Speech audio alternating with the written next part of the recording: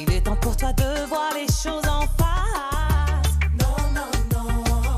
Je sais que tu ne resteras pas de glace. Non, non, non. Ouais. Il est temps pour toi de voir les choses Thomas en qui face. danse, mais qui faisait le moins le malin quand il fallait sauter d'un iceberg à l'autre, ce qu'il a fait, figurez-vous, dans les rues de Paris, grâce à une très belle exposition d'un photographe explorateur assez célèbre, pointu même le garçon. Ah, je suis content que vous le fassiez remarquer, il s'appelle Sébastien Copeland, Oui. parce que ici, dans les couloirs, lorsque j'ai parlé de Sébastien Copeland, on m'a dit, quoi, Ouais, vous comment rigolez, quoi. C'est la star C'est un des témoin. journalistes explorateurs, c'est un témoin, ça fait plus de 20 ans qu'il parcourt environ 8000 km de pôle en pôle, puisque lui, il n'a pas de spécialité, hein. Il fait aussi bien le pôle sud que le pôle nord, et qui nous alerte sur la fonte des glaces, sur le réchauffement climatique, sur des tas de choses. Alors, ce qu'il y a d'intéressant, c'est que vous savez, très souvent, on a vu le rapport du GIEC, c'est très culpabilisant. C'est-à-dire qu'on est là, on vous fait peur, on Vous dit avez attention. entendu là, ce qui vient de se passer et d'être dit avec le jeune Julien Vidal. Alors Bon. justement, là, l'intérêt, si vous voulez, de cette exposition, c'est que le type est doué, absolument doué, pour montrer des images qui sont sublimes. Et donc, on n'est pas forcément dans de l'anxiogène, même si effectivement, le message qu'il est en train de dire, c'est attention les gars, c'est en train de disparaître. L'écosystème dans lequel on est actuellement est en train de changer de manière absolument radicale. Mais il le fait avec un talent qui lui est propre. Et alors, vous savez, c'est la star de Yann Arthus Bertrand. Yann Arthus Qui avait Bertrand, été exposé au même endroit exactement, il y a quelques années. et non seulement exposé au même endroit, mais la Terre vue du ciel, elle a bah pris oui. son envol près des jardins du Luxembourg. Donc c'est vraiment un hommage indirect 20 ans après qui est rendu donc, à cet extraordinaire explorateur Sébastien Copeland. Et ben voilà, on se balade dans les jardins du Sénat et on va en profiter pour visiter une expo entièrement gratuite sur les grilles.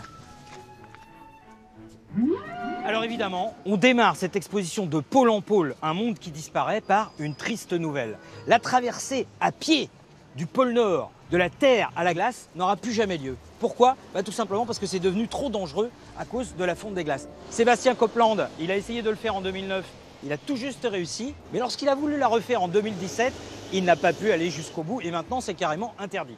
Vous remarquez, c'est pas de tourpeau, hein, parce que là il a été coincé dans une tempête, il est resté sous sa tente 7 jours. Il a intérêt à avoir un très très bon bouquin. Hein. Oh, la fonte des glaces, la fonte des glaces. Enfin bon, quand on regarde les 80 photos de l'expo, il y a plein de glace partout. Oui, alors attention, c'est trompeur. Parce qu'en fait, la réalité que dénonce Sébastien Copeland, c'est ça. C'est la fonte de la calotte glaciaire arctique. C'est-à-dire que pendant tout l'été, voilà ce qu'on verra, de la flotte. Et ça, c'est un phénomène qui ne s'était pas vu depuis 3 millions d'années. Alors, la glace que vous allez voir sur ces photos, profitez-en bien.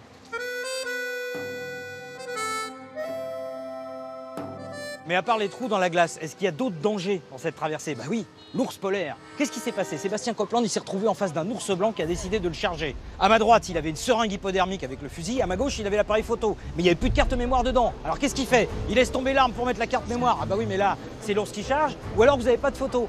Regardez, vous avez une photo, donc vous avez compris. Il a pris le risque de laisser tomber son arme. Très courageux, hein, Sébastien Copeland. Je ne sais pas si j'aurais fait pareil. Ouais, non, j'aurais peut-être eu piscine sur ce coup-là, voilà.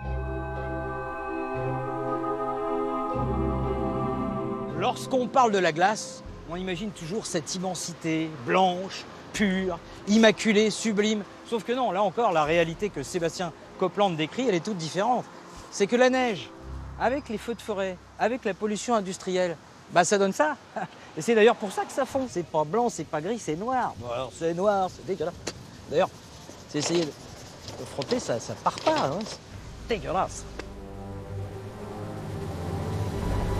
Et pour terminer, ce SOS lancé par Sébastien Copeland, ce sont des passagers d'un navire qui se sont groupés pour former un SOS sur la banquise. Sauf que le problème, c'est que la banquise, c'est pas droit. Donc pour les tenir justement en équilibre, il a fallu planter des pitons d'alpinistes, sauf qu'il fait moins 35 degrés. Et comme ça a pris un certain temps, plus de 50 minutes, il y en a certains qui sont sortis avec des engelures. Ah oui, attention, lanceur d'alerte, ça peut parfois comporter des risques.